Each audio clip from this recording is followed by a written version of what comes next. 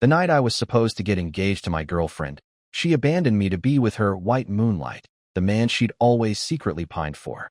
A sudden, raging fire broke out at the engagement restaurant. My girlfriend's family and I managed to escape, but then I received a message from her saying she was in the restaurant's restroom. Her family and I, risking our lives, rushed back into the inferno to save her. By the end of that terrible night, my girlfriend's parents and her brother's entire family, 3 lives, were consumed by the flames. Only I was pulled out in time by the firefighters. On the phone, facing my frantic questioning, my girlfriend and her childhood friend burst into laughter. "Mike," she giggled, "I lied to you. It's New Year's Eve. I'm spending it with Ethan." It was New Year's Eve. I had brought Chloe's family to a restaurant to discuss our engagement plans. Her parents and brother's family arrived early with me, but Chloe was nowhere to be seen. I sent her countless messages and called her dozens of times, but there was no response, no sign of her. Finally, we found a clue in her social media feed. Chloe had updated her profile with a photo. In it, amidst a shower of colorful balloons, she and her childhood friend, Ethan, were holding a massive, upward-pointing Gatling-style firework, mid-launch. Her face was radiant with laughter. But as soon as I refreshed the page, the photo vanished from her feed. Rage boiled within me. I kept dialing her number, again and again.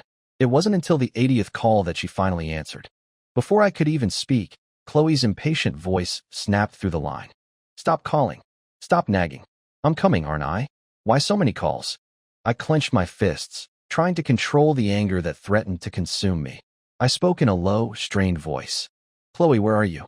Don't you remember? We're here with your parents to discuss our engagement tonight. What are you doing?"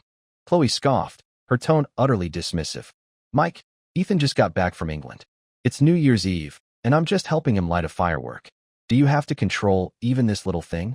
She paused, then continued, her voice dripping with disdain. "Honestly, you're a grown man, always worried about trivial matters instead of making money. It's pathetic, really. If you weren't so good to me and my family, do you think I'd ever look at you? Even consider getting engaged?" Chloe's voice was full of accusation, her words like blows. I trembled with suppressed fury. Before I could respond, she issued a sharp warning. "Listen, Mike, don't dare say anything to my parents. I'll be there right after I finish this firework with Ethan. You look after my parents. I'm on my way." With a sharp click, Chloe hung up. At the table, Chloe's parents, Eleanor and Arthur, and her brother Daniel, along with his wife and son, looked visibly awkward. A heavy silence fell over us. "Mike, we're so sorry," Eleanor finally murmured, her voice soft and apologetic. "Chloe is being thoughtless." She had clearly overheard the entire conversation. The food had been served, but no one touched their plates. The suffocating awkwardness spread like a physical presence. Just then, a piercing alarm blared through the restaurant. A server sprinted towards us, face pale with panic. "Fire! The restaurant is on fire," he yelled, his voice hoarse. "Everyone, use the emergency exits. Hurry, hurry. The fire is spreading fast." The suddenness of it was jarring. How could a fire start like this? Reacting instantly, I guided Eleanor, Arthur, Daniel, and his family towards the nearest emergency exit. We stumbled out into the cold night air, just as flames began to lick at the restaurant windows. By the time we reached a safe distance, the restaurant was a raging inferno. I pulled out my phone, intending to call Chloe and tell her not to come, that the engagement discussion would have to wait. That's when I saw the 2 messages she had sent moments before. "I'm here at the restaurant, just touching up my makeup in the restroom. Just stall a little longer, I'll be right there." My blood ran cold. It was Chloe's messages. I immediately tried calling her back, but the line was constantly busy. The restaurant was fully ablaze now, and I could hear muffled explosions from inside. If Chloe was truly in that restroom, alone, she wouldn't stand a chance until the firefighters arrived. With a heavy heart and trembling hands, I showed the messages to her family. Daniel, Chloe's brother, didn't hesitate for a second. Without a word, he charged back into the burning building. I stood there, desperately dialing Chloe's number, praying she would answer, praying she was safe. "Daniel, be careful," Eleanor screamed, watching her son vanish into the smoke and flames, her body shaking uncontrollably. Arthur fumbled with his phone, calling the emergency services, then frantically searched for a fire hydrant nearby. Eleanor collapsed to her knees, screaming her children's names into the deafening roar of the fire. The flames consumed the building with terrifying speed. The sky above seemed to twist and shimmer from the intense heat. Looking at the restaurant from the outside, all I could see was thick black smoke and towering walls of fire. Minutes felt like hours. Neither Chloe nor Daniel emerged from the restaurant's entrance. Daniel and Chloe, why aren't they coming out? It's been so long. Eleanor wailed, tears streaming down her face. They must be trapped. Daniel, Chloe, come out, please. She was hysterical, sinking to the ground in despair.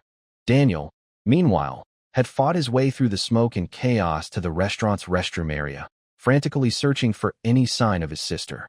Seeing Eleanor's agony, I didn't stop to think. Rage forgotten, replaced by a desperate urge to act, I grabbed a bottle of water, drenched my clothes, and plunged into the burning building. The moment I entered, the flames danced around me like predatory creatures, reaching out, threatening to swallow me whole. Decorations crashed down from the ceiling. Orienting myself as best I could, I ran towards where I believed the restrooms were, praying I could find Chloe. At the entrance to the restrooms, I collided with Daniel. He was covered in soot, his eyes wide with panic. I checked the restrooms. She's not here. Maybe she got out during the initial chaos, he gasped, his voice hoarse. Let's split up and search quickly. We have to get out. There was no time to argue or think. We made a quick decision to search different sections near the front and get out immediately if we found nothing. Outside, Eleanor saw me disappear into the flames after her son. She let out a heart-wrenching scream, completely breaking down. Help! Someone! Please help my children! She cried out to the onlookers lining the street. They ran into the fire. Where are the fire trucks? Help! Someone! Please save my children! But the fire was too intense. The onlookers had no equipment and couldn't get close. Chloe! Chloe! I yelled, my voice cracking. Sister! Sister! Daniel echoed, his calls equally desperate.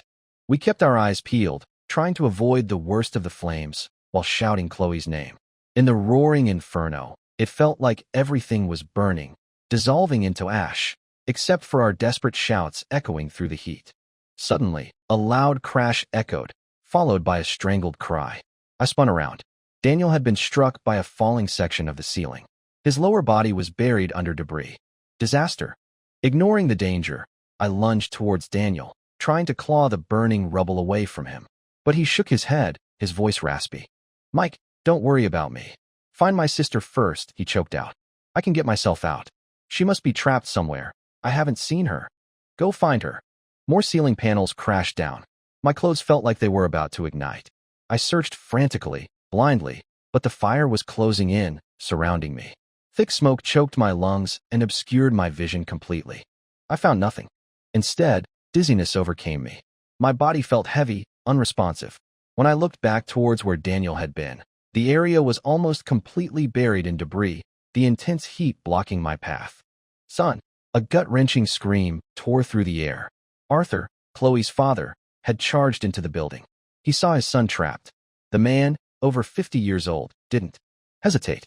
He ran into the heart of the fire, reaching Daniel's side. He clawed desperately at the debris with his bare hands, screaming his son's name, trying to pull him free. Don't go there. Get back, I yelled, seeing the ceiling above them sway precariously. But the roar of the fire swallowed my voice. Son, hold on. Arthur cried, still digging.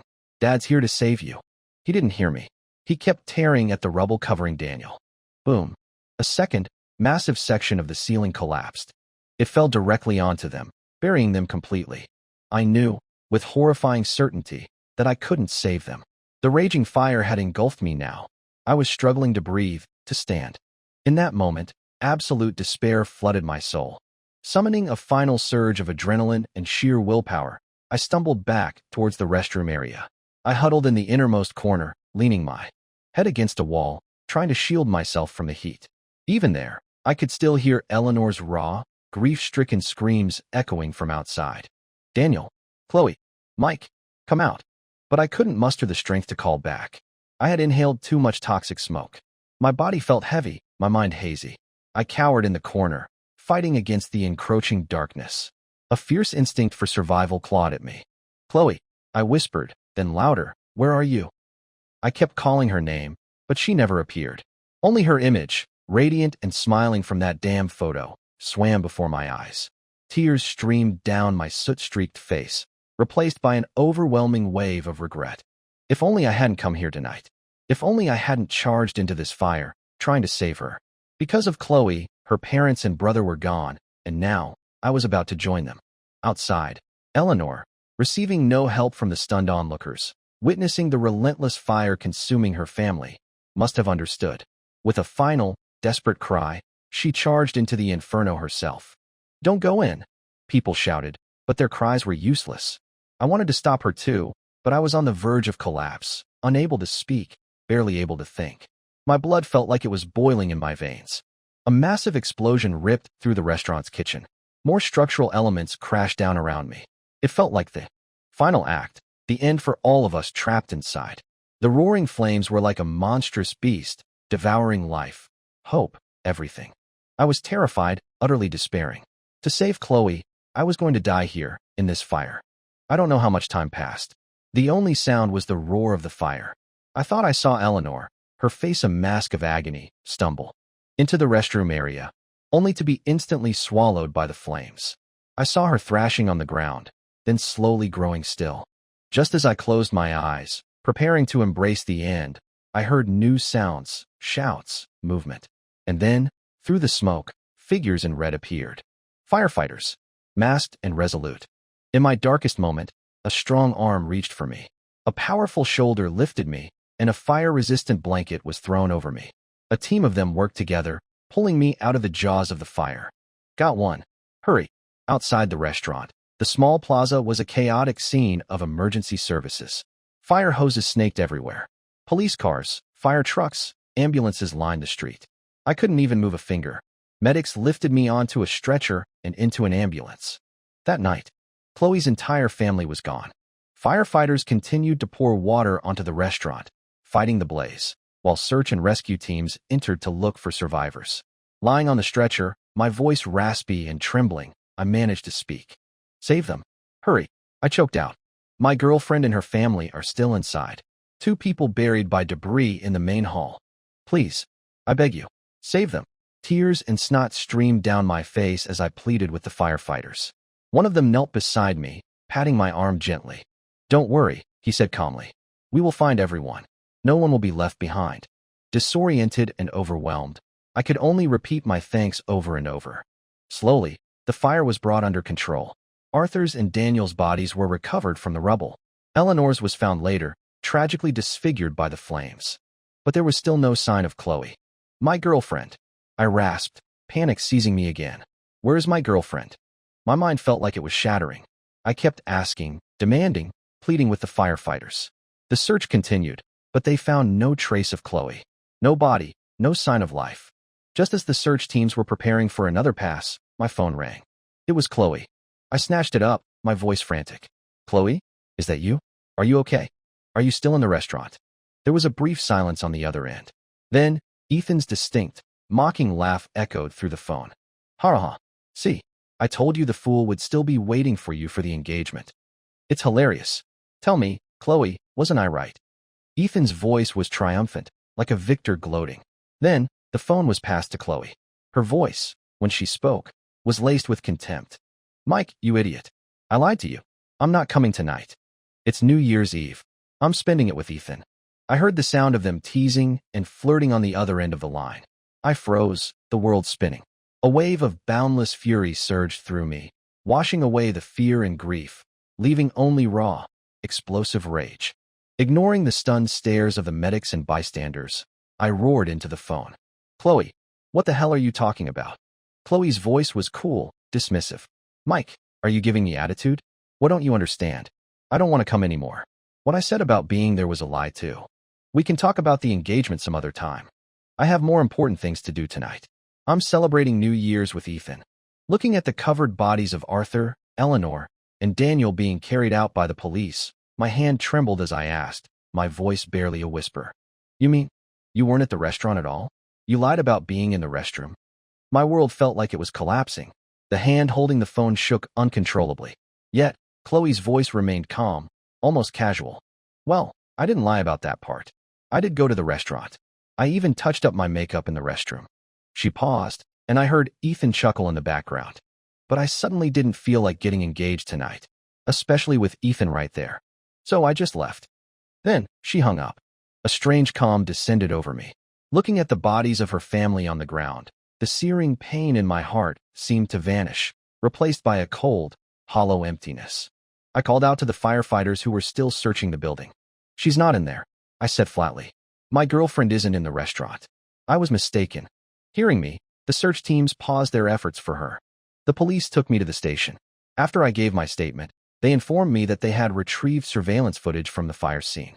It showed that the fire was caused by fireworks igniting the exterior sound insulation of the restaurant wall. They were currently reviewing the footage to identify the person responsible. They then told me I could go home and wait for further notification. Leaving the police station, my heart felt like a stone. Chloe meant nothing to me anymore. Because of her lie, because of the effort to save her, her family had risked their lives and perished. I had nearly died too. Thinking of their sacrifice and her utter indifference, I called Chloe again. My purpose was chillingly simple: tell her to prepare for funerals. When she answered, her voice was filled with irritation. "Mike, are you serious? You're calling again? I told you I'm not coming back tonight. Stop calling me. I'm having dinner with Ethan. It's just an engagement, for crying out loud. It can happen any day. Why are you bothering me about it tonight?" In the past, I would have argued. We would have fought, and it would have ended badly. But tonight, my mood was unervingly calm. "Where are you celebrating New Year's?" I asked, my voice flat. "I'll come find you." On the other end, I heard Chloe's surprised gasp. "Are you crazy? Why would you come here? To ruin our dinner?" Then, Ethan's voice cut in, smooth and seemingly concerned. No, Chloe, don't let me cause problems between you two." He addressed me. "Mike, you want to come over, right? Fine, come ahead." Moments later, a hotel address from Chloe appeared on my phone. When I arrived, I found Chloe and Ethan engrossed in each other, feeding each other playfully, their fingers intertwined. They gazed into each other's eyes, an intimate, almost indecent scene given the circumstances. Any other night, I would have exploded. I would have stormed over, screamed at Chloe, demanded she cut off all contact with Ethan. But now, I watched them calmly. My heart felt nothing. Their actions held no power over me. Whatever they did, it didn't matter. As I approached their table, the intimate atmosphere evaporated. Both their heads snapped towards me, their expressions shifting. Seeing my gaze, Chloe instinctively tried to pull her hand away from Ethan. But he held on, then spoke to me with a practiced ease. "Mike, don't misunderstand. We're just playing a game. The restaurant has a New Year's Eve promotion. Couples who hold hands throughout their meal get a discount." He smiled innocently, tightening his grip on Chloe's hand. "Chloe and I are just good friends, of course. You don't mind, do you?" Chloe, apparently fearing my reaction, quickly chimed in, trying to sound innocent and helpful. "Exactly, Mike. I'm saving you money. Otherwise, you'd have to pay for this whole dinner." She batted her eyelashes, attempting a playful smile. "Aren't you going to thank Ethan?" The explosive scene they seemed to expect didn't happen. I just smiled coldly. "No worries," I said, my voice low and steady. "Keep holding hands if you want. Even, all the way to the grave." Chloe's face darkened. She snatched her hand away from Ethan, pointed a trembling finger at me, and sneered. "What's with the sarcasm, Mike? Ethan and I are perfectly innocent. There's nothing shameful going on." She jabbed her finger towards me again. "I was saving us money. I was doing this for you." I chuckled, a dry, humorless sound. "For me? Then keep holding hands. Why did you let go the moment I showed up?" My voice grew colder, sharper. "You'll hold hands behind my back today. What about tomorrow? Will you start kissing behind my back? Then use self-serving excuses to justify even worse behavior." I leaned closer, my gaze fixed on her. "Should I expect to find you two next time? Not in a restaurant, but in a bed?" Chloe's face contorted with fury.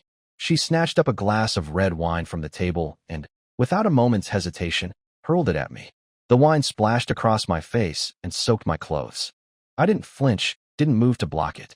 "Mike, I'm telling you, we are just friends," she shrieked, standing up to confront me. "Ethan just got back. He's still adjusting to life here. I'm just spending New Year's with him, having dinner. What's the big deal?" She glared at me, her voice rising. "We aren't married yet. I'm a free woman." She shook her head, her voice full of mock disappointment. "Mike, I misjudged you. I'm so disappointed you're this kind of person." I wiped the wine from my face, a chilling smirk playing on my lips. "Chloe, stop lying to yourself. Do you really believe in pure friendship between a man and a woman?" My gaze flickered between her and Ethan. "You too. alone together, holding hands, having dinner. If I hadn't shown up tonight, who knows where you would have ended up? The tension in the hotel restaurant was thick. Other diners had stopped eating and were staring. Ethan quickly got up, trying to interject smoothly. Mike, honestly, we were just participating in the restaurant's promotion. Chloe and I really are just friends. He tried a placating tone. Come on, man, we should be more understanding, more generous. I pointed directly at Ethan, my voice like ice. You want me to be understanding? What if I spent all night holding your girlfriend's hand in a hotel, planning not to go home? I stepped closer, my voice laced with contempt. How understanding would you be then? Ethan, I have zero respect for you. Do you have the nerve to do it but not the guts to admit it? Ethan opened his mouth to protest, but I didn't wait. With a sudden, brutal movement, I punched him square in the face, following it up with a kick to his stomach. Ethan reeled back, stunned by the unexpected attack. He crumpled into his chair, groaning in pain. I lunged forward to hit him again, but Chloe was faster. She rushed between us, shielding Ethan, her face cold and furious. In front of everyone, she slapped me across the face. Mike, I didn't say anything about you showing up looking like a mess, she spat, her voice trembling with anger. But how dare you lay a hand on him? She pointed a finger at me again, her voice escalating. So, I didn't show up to dinner with you and my parents? So what? I wasn't completely absent. Ethan and I were outside the restaurant lighting fireworks. I just didn't come inside to see you. Why are you acting insane? When she mentioned lighting fireworks outside the restaurant, everything clicked into place. Facing her furious face, the terrifying images of the burning restaurant flooded my mind. Without hesitation, I backhanded her across the face. Chloe stumbled back, clutching her cheek, her eyes wide with disbelief. Mike, you hit me, she shrieked. My voice was raw with fury. Tonight, you and Ethan were lighting fireworks outside the engagement restaurant? Didn't you know setting off fireworks in the city limits is forbidden? Ethan, still nursing his injuries, tried to backtrack. Mike, I bought the fireworks. I didn't know they were banned in the city. I hit him again, shoving him backwards, landing kicks wherever I could. Seeing me attack Ethan with renewed violence, Chloe threw herself at me, trying to pull me off him, screaming accusations. Mike, if you hit Ethan again, I swear I won't marry you. You need to know your place, she yelled. It was just a few fireworks. I lit some too. And Ethan just got back? It's normal he wouldn't know the rules. She sounded increasingly frantic. The police didn't stop us. What more do you want? Hearing her utter those words, I felt my entire body tremble with rage. I roared at them both. Do you have any idea? Because you two set off fireworks outside that restaurant, several people died tonight. Chloe froze, her eyes widening slightly. What? What are you talking about? She stammered. My voice dripped with bitter fury. Tonight, the restaurant caught fire. The police investigation indicates it was caused by fireworks igniting the building's exterior. We all got out, but then we thought you were still inside. So, we went back into the fire to save you. 3 people died. 3 lives lost. I had expected some flicker of guilt, some remorse at the mention of death. But instead, Chloe scoffed, pushing me away with cold indifference. How is that my problem? She said, her voice chillingly calm. I didn't make them run into a burning building. Why is that our fault? She looked at Ethan, then back at me, a cruel smile twisting her lips.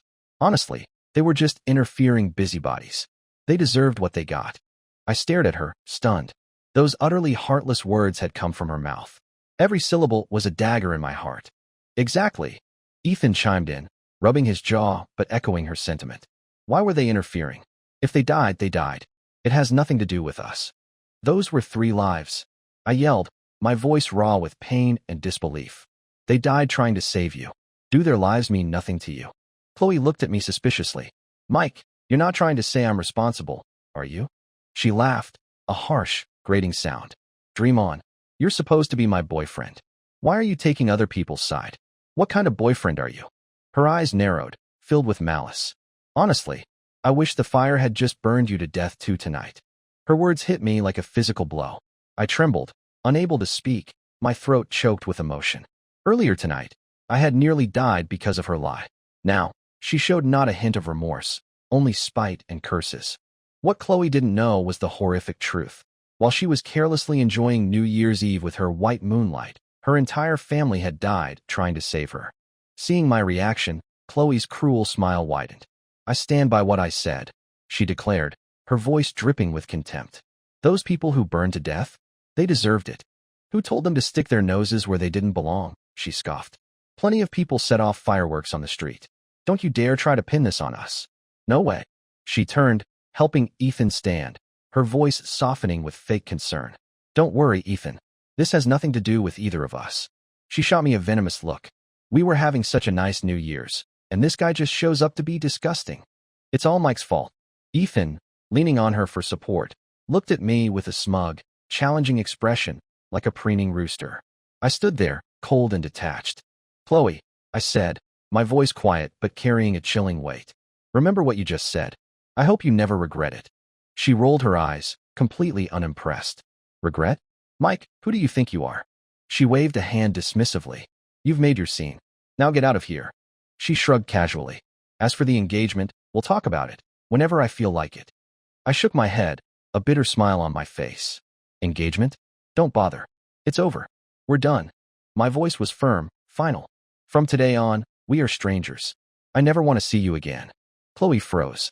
Her eyes widened in disbelief, staring at me. The man who had always doted on her, her lick-the-boot boyfriend, as she had privately called me. Mike, she stammered, her voice rising. What did you say? Her expression turned furious. You're breaking up with me? She pointed at herself, then at me. If anyone is breaking up, it's me. You don't get to break up with me. She yelled, completely losing control. I forbid it. You are not breaking up with me. She launched into a full-blown argument, screaming accusations. In the middle of her rant, her phone rang. It was the police station. Is this Chloe Zhao? A voice asked on the other end. Who is this? Chloe snapped, still fuming from our fight. Hello, this is the city police station. The officer's voice was grave. There's been an incident involving your family. We need you to come down to the station immediately to handle some follow-up. Hearing the officer's words, Chloe's initial reaction was annoyance. Come on, another scammer? Can't you people come up with a new trick? She scoffed and hung up. I looked at Chloe, my expression serious. Chloe, that wasn't a scammer. I really suggest you go to the police station right away. She ignored me completely. Ethan, seeing my serious demeanor, hesitated, then gently urged Chloe. Chloe, maybe we should just go see what it's about at the station? I'll go with you. It's probably nothing. Chloe thought for a moment, then finally nodded. Seeing them together, looking like a united front, ready to face the world, I just shook my head. I hoped they could still be smiling in a few minutes. At the police station, a solemn-faced officer met us. His expression held a trace of sympathy, and his voice was heavy as he spoke.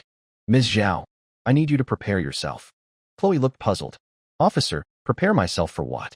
The officer didn't answer directly. Instead, he led us down a corridor towards what I knew must be the morgue. He opened a door. The air inside was thick with the smell of smoke and something else, something metallic and final. 3 bodies, covered by white sheets, lay silently on gurneys.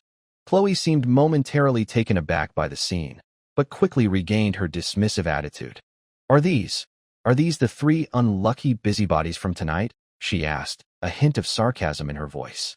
The officer looked at her with a flicker of surprise, but his voice remained calm.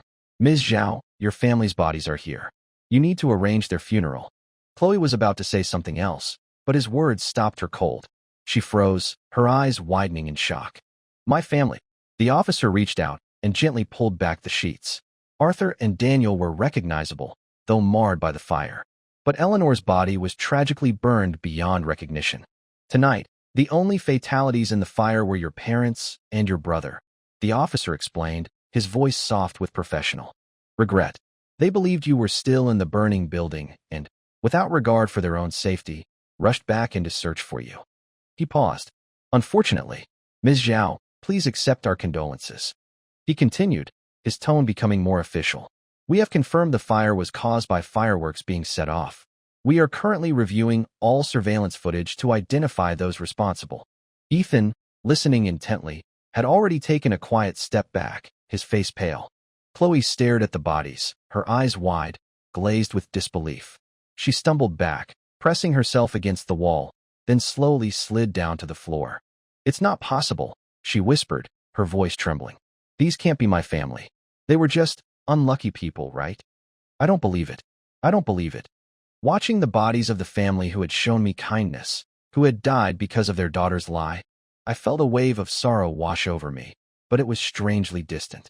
Their fate felt tragically intertwined with Chloe's actions. Chloe sat on the floor, numb, her eyes darting between the bodies, a flicker of confusion and despair in their depths. Her lips moved, forming silent words. I don't believe it. I don't believe it. The officer moved to help her up, to lead her away from the grim scene.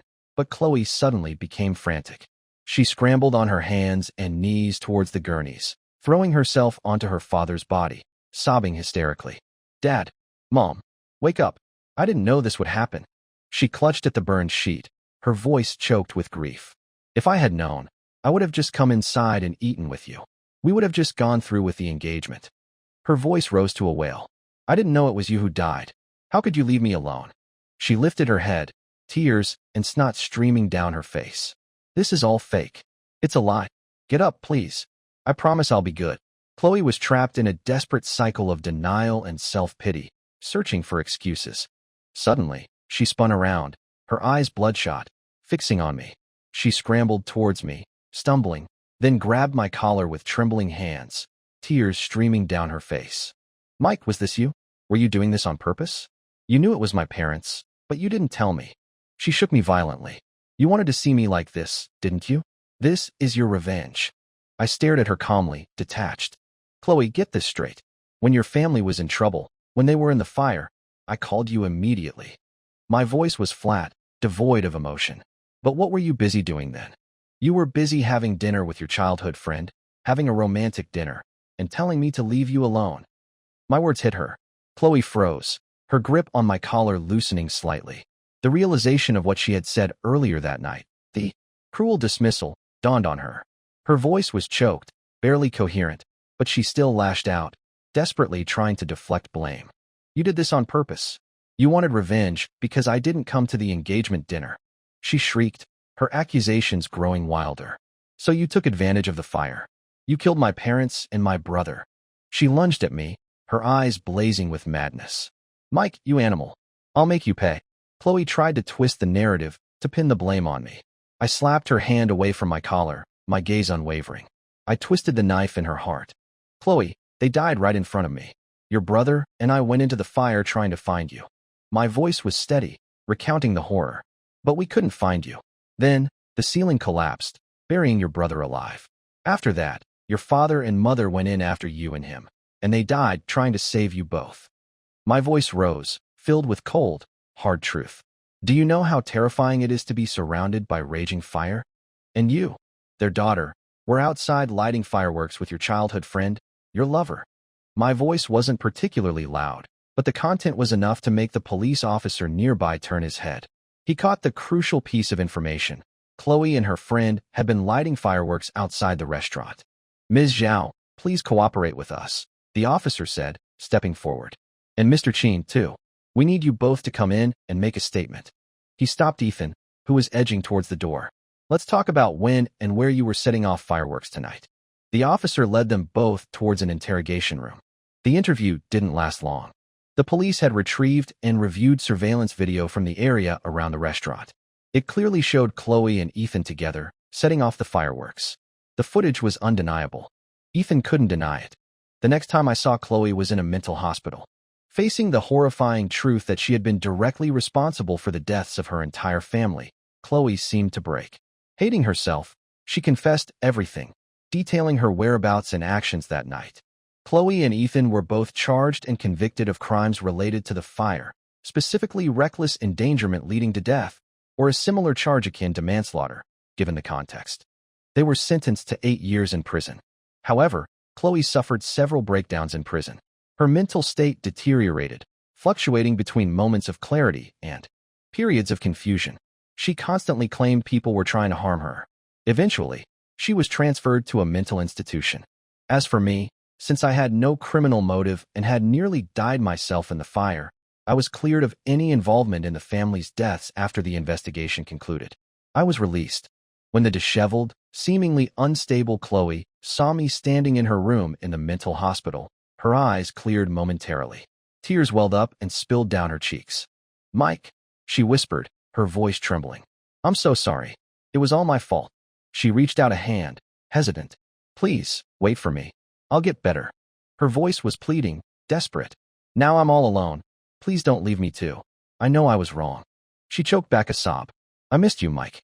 Chloe sniffled, offering a strained, pathetic attempt at a smile. Ethan lied to me. He used me. I thought about everything in prison. I realize I still love you.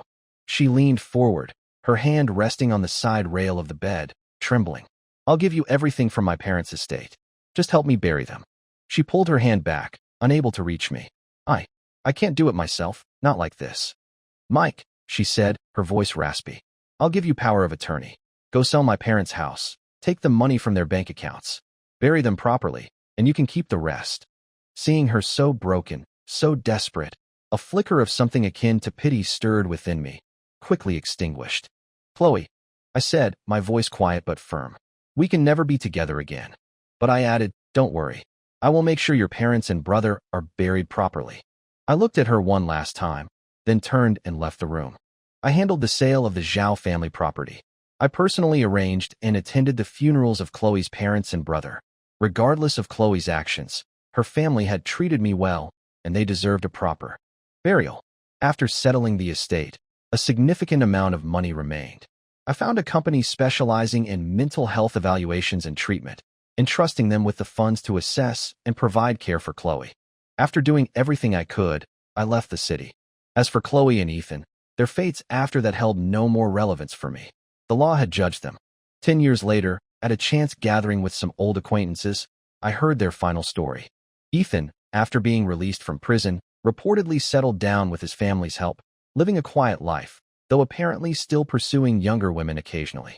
Chloe, one night, somehow escaped from the mental hospital. It turned out she had been faking or exaggerating her mental illness for nearly 8 years. She managed to find Ethan's home. When she found him alone, she broke into his apartment and stabbed him to death. Then, she disappeared again. I heard she died too, one acquaintance said, his voice lowered. Burned herself to death in a car filled with fireworks. They say the fireworks were beautiful when the car went up. I was silent for a long moment. A complex mix of emotions churned within me, but I found no words. In the end, death resolves all things. Chloe, all the grievances between us, all the pain, are settled.